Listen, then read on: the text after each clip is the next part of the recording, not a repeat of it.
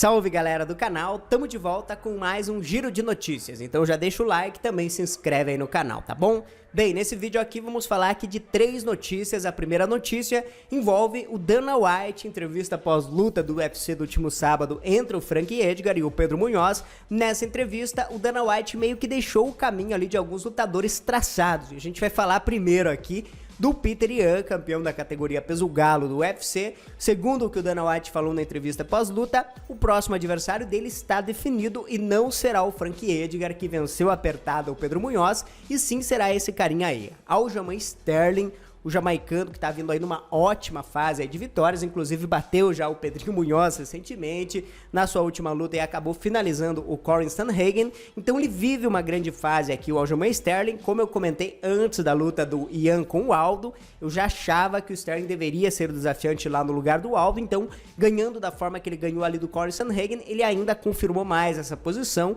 e acho que é uma luta bem difícil aí pro Petr Yan, cara. É um jogo completamente aqui diferente daquele que a gente viu o Yan fazendo contra o Aldo. Ele vai ter que lidar com isometria, vai ter que lidar com defesa de quedas. O Sterling também não é bobo na trocação e no chão tá evoluindo, tá melhorando muito aí o seu jogo de finalizações, tem wrestling de altíssimo nível, então seria uma luta bem dura aí pro Petr Yan. O Yan que é muito bom no boxe, tem a trocação muito boa, também é um lutador bem completo, então acho que é a luta mais difícil aí da carreira do Petr Yan, acho até mais difícil do que o Aldo foi nessa última luta aí para o russo, então coloco aí 50-50 nesse combate. Acho que o Sterling tem grandes chances aí de roubar o cinturão do Petr Yan.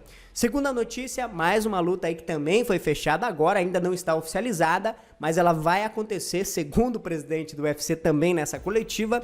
Ele falou que a próxima luta do Tony Ferguson deve ser contra esse cara aí, Dustin Poirier. O Poirier que perdeu lá pro Nurmagomedov, depois voltou, fez uma boa luta contra o Dan Hooker, uma guerra, uma das melhores lutas deste ano até o momento, e o Tony Ferguson que vem de uma lutaça contra o Justin Gaethje, onde ele acabou perdendo ali aquela sequência de vitórias, eram 11 ou 12 vitórias aí do Ferguson, até ser parado aí pelo Justin Gaethje na sua última luta. Lembrando que ele pegou o Gaethje meio que de última hora ali, era para ser o Nurmagomedov, o Khabib acabou saindo, aí o evento foi adiado, então pegou meio que o Gaethje aí sem ter o preparo ideal, acabou perdendo méritos totais do Justin Gaethje, que também é um baita lutador, e agora vai disputar o cinturão com o Nurmagomedov e o Gaethje. E o Poirier contra o Ferguson, agora eu acho que eles estão fazendo aí meio que uma eliminatória para colocar um futuro contender aí também pro vencedor dessa luta. Eu acho que é uma luta sensacional, cara, uma luta muito boa realmente. Vai ter trocação garantida por 5 rounds, tenho certeza. Uma pancadaria garantida aí entre esses dois.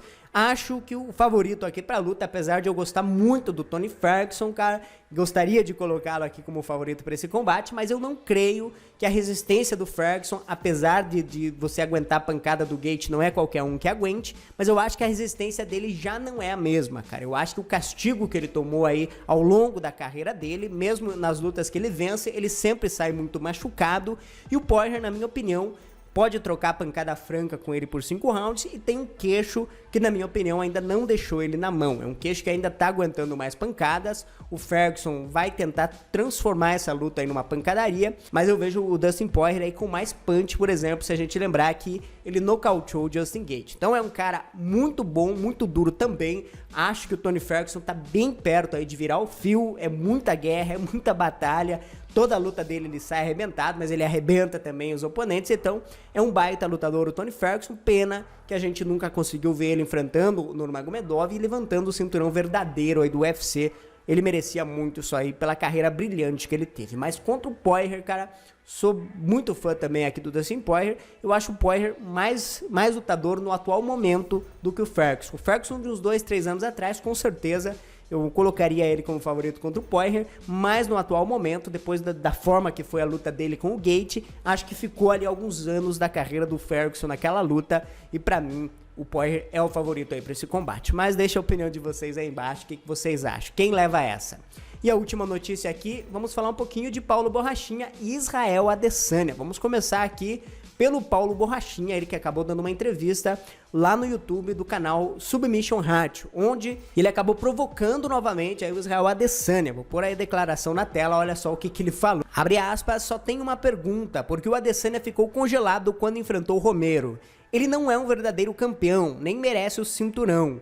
Vou matá-lo, ele sabe que é frágil, não pode levar 2 ou 3 golpes duros no rosto ou no corpo. Adesanya será quebrado. Ele sabe disso, porque já foi nocauteado 2 vezes. Imagine o que posso fazer com ele com seu corpo magro e frágil, com minhas luvas de 4 onças em minhas mãos. Fecha aspas, foi o que comentou aqui então Borrachinha, que tá prometendo aí quebrar literalmente o Israel Adesanya. Lembrando vocês que já tivemos aqui semana passada, eu acabei fazendo um vídeo sobre isso, vou deixar aqui em cima no cardzinho, a primeira coletiva entre os dois. O Borrachinha foi melhor naquela coletiva, acabou se expressando ali de maneira bem inteligente, fez 1 a 0 no Trash Talking aí contra o Israel Adesanya, e provavelmente a gente vai ter outras entrevistas. O Adesanya com certeza vai responder isso aqui que o Borrachinha falou, e o Trash Talk, na minha opinião, aí vai ser algo bem divertido da gente acompanhar ao longo aí dessas semanas que vão anteceder essa luta.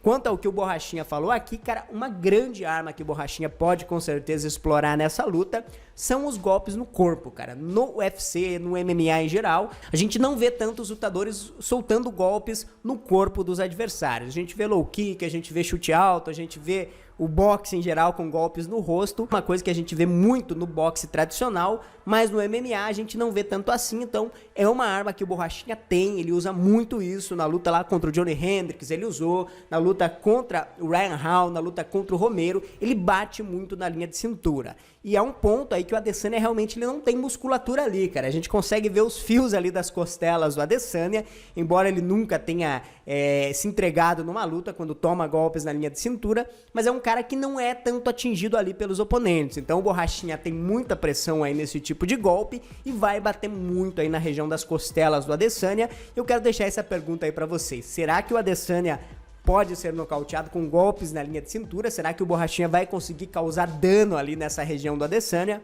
Comenta aí embaixo, deixa o like aí pra ajudar o canal. Não tá inscrito, se inscreve, eu volto logo mais. Um grande abraço, até a próxima, tchau, tchau e fui!